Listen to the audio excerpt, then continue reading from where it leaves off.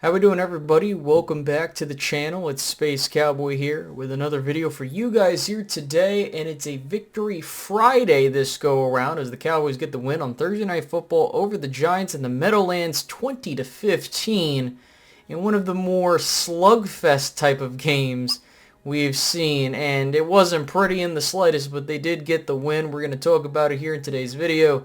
Before we go any further, if you guys can hit that like button, it helps the channel out in the YouTube algorithm. Share this with a friend or family member that might love Cowboys content and want to get more in their feed. And then, if you haven't done so already, please make sure to hit the subscribe button. As many of you that are watching are not subscribed, hit that notification bell. And if you want to support the channel further, hit that join button so that you can help the channel grow even further. So we got to talk about this win. The Cowboys are 2-2. They are 2-0 on the road. They are 0-2 at home, and we look at how Thursday Night Football typically is, and usually the road team doesn't benefit from it in the slightest. I think that you look at how they went out in a short week's notice, especially early in the season, and to do what they did, got to commend them for the win, but I'm not at all satisfied with where the team is at. I went out and said that I don't think the team is good. I still kind of hold them to that. I think that there are a lot of flaws with this team, and the only way that those flaws are going to be resolved is if the pieces on this team step up, which is why I'm not a fan of how the Cowboys have constructed their roster. Let's get to the box score really quickly. So Dak Prescott had a fantastic night. He only had 5 incompletions. He went 22 for 27, 221 yards. He had 2 touchdowns, both of which coming in the first half, and then he was only sacked 1 time. No turnovers, by the way, from the Cowboys. Let me just confirm that. Yes, no turnovers from the Cowboys. Now going over to the rushing statistics, the Cowboys had a little bit better of a rushing day here today. Rico Dowdle had 11 carries for 46 yards. And when you look at the totality of the numbers, 23 carries for 80 yards. Your longest was a CeeDee Lamb 10-yard scamper. All right. You look into the receiving statistics, and I think having Jake Ferguson back in the lineup for what he's been able to do for you helped, because you had CeeDee Lamb have 7 receptions, 98 yards, and a touchdown. The 55-yard bomb that allowed the Cowboys to pull away a little bit. And he had 8 targets, and Jake Ferguson had 7. Then after you get past those 2 guys, you have Jalen Tolbert, Brandon Cooks, and those guys in an amalgamation of targets that are outside of those guys. And one thing that scares me is that the Cowboys really don't have a wide receiver 2 or a wide receiver 3. It looks like Brandon Cooks has regressed. I mean, you can maybe make the argument that Jalen Tolbert is your second best wide receiver, but that still doesn't make me feel comfortable at any point in time. So they do need to make improvements there, or some guys are going to need to step up. Now, we look at the defense. The Cowboys had 1 sack, and that was from DeMarcus Lawrence before he left with an injury. I mean, DeMarvion Overshown, I got to give a shout out to him. He was flying all over the place.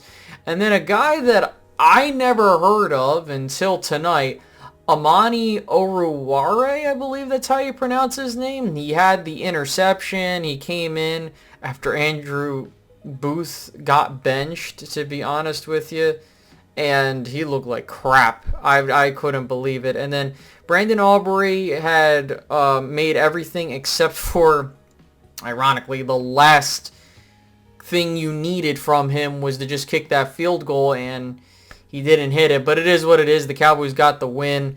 And then looking at the Giants end of things and really what the Cowboys were able to do, Daniel Jones only got sacked once, which isn't good. You know, that offensive line for the Giants really held up their own, but in the run game is where this Cowboys team made an impact. They, looking at it right here, 24 for 26, basically putting the Giants in a situation where they were averaging 1.1 yards per carry, and that is impressive. In fact, the longest run all night was 5 yards from both Daniel Jones and Devin Singletary combined. Like, those two had 5-yard rushes of their own. And then you look at the receiving game, that's pretty much all the offense. It was mainly just like bootlegs or short passes. You had the one long pass to Malik Neighbors, the 39-yard one, but I mean, outside of that, the Cowboys really kept the Giants' offense in check. They scored no touchdowns. They kicked exclusively field goals in this game. So the Cowboys' defense really held their part. And I got to give a shout out to Mozzie Smith specifically, because Mozzie Smith had the best game of his career. He was getting just everywhere in the interior and not allowing this Giants run game to come alive, which is what you needed to see. But moving back over to the offensive side of the ball, there were some glaring things that the Cowboys need to work on. I looked at that offensive line. I love what I'm seeing from Cooper Beebe, considering he's a rookie coming in and not playing center for the first time until he hit the NFL, so that's huge. But Tyler Guyton is just looking really bad, and I think it will take some time for him to get adjusted, and we kind of understood that. And I think some Cowboys fans were expecting he was going to step in and be the next Tyron Smith, but not everybody, of course. I think we all had our reservations on Tyler Guyton, but I think we're going to need to take a little bit of time with him.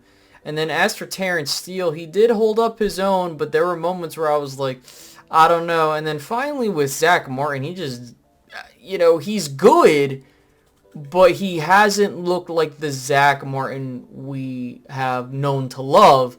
And I mean, even though he might not be at that level because he is getting older, I do believe that he's still a really damn good guard in this league. And I hate to say it, but it is the truth. Otherwise, this is a kind of work in progress offensive line. The next point of order that I had was the concepts that the Cowboys deployed, and it's very worrisome. The runs on first down that are just straight up the middle. The curl routes and consistent use of them. And the one thing that's bugged me is making Dak Prescott throw into tight windows. And I understand that you're not going to have, open guys all over the place.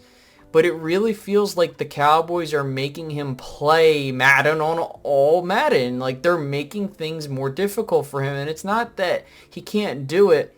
One of the things I've prided myself on speaking here on the channel several times is that you need to make things easier for your quarterback. That's just not Dak Prescott. That goes for any team in the National Football League. I've highlighted things I've seen from other teams that the Cowboys look similar with having those struggles.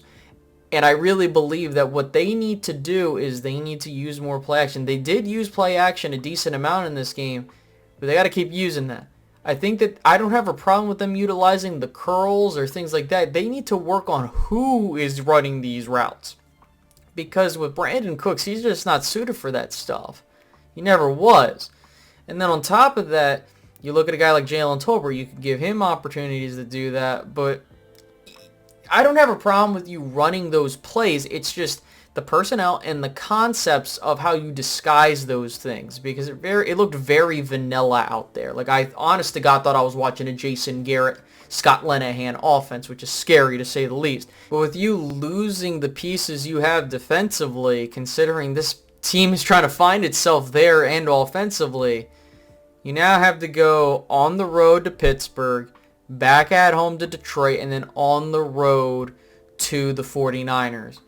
And to me, I had the Cowboys going 2-1 in this stretch of games. Right now, they are just where I thought they would be, 2-2, starting 1-2. And I really believe if the Cowboys can get through this stretch 2-1, I think we're good. You get these guys back, hopefully, and then you just keep chugging along. And so you look at the Steelers game upcoming, a little bit on that. I think that where you're going to get fits and where you're going to win, to start off with the fits, you have a mobile quarterback you're going to have to play against in Justin Fields most likely. So you got to prepare for that. Number two, I think where the game's going to be won is on the Cowboys offense versus the Steelers defense, because that defense is really damn good. And I think if the Cowboys can exploit that, they'll be just fine. And then with this whole movement that I was seeing on Twitter about the fire Jerry, fire the GM Jerry stuff, it's admirable, and I'm not saying that it's ill-advised, to say the least. No offense to those guys and gals that are doing that movement, but you have to keep the pressure up. We can't just sit here and just like do it for one game and then the next game get all excited that they win and forget about that. No, you need to keep consistent pressure on that. And then there were people being like, oh, this is so stupid. Why would people? Because at the end of the day, man, we understand that there are things that we have to do to make our voices heard. And I've been on this whole train for years now. And to see it finally getting traction is huge. I don't care who does it. We just need that voice to be heard. And, you know, this is where I will continue to say this as the season goes. I don't care if I say it in every freaking video. The Dallas Cowboys have made their bed, and they got to lie in it, man. And so far, this team is just not good. And I'm not saying that they can't get better. It's just that you need the pieces, like I said before, you need to have these pieces step up. And so far, some of them have, some of them haven't. And this is just how it's going to be on a week-to-week basis. And now the Cowboys need to go out to Pittsburgh, get a win, and then come home versus Detroit, which, by the way, none of these games are going to be gimmies.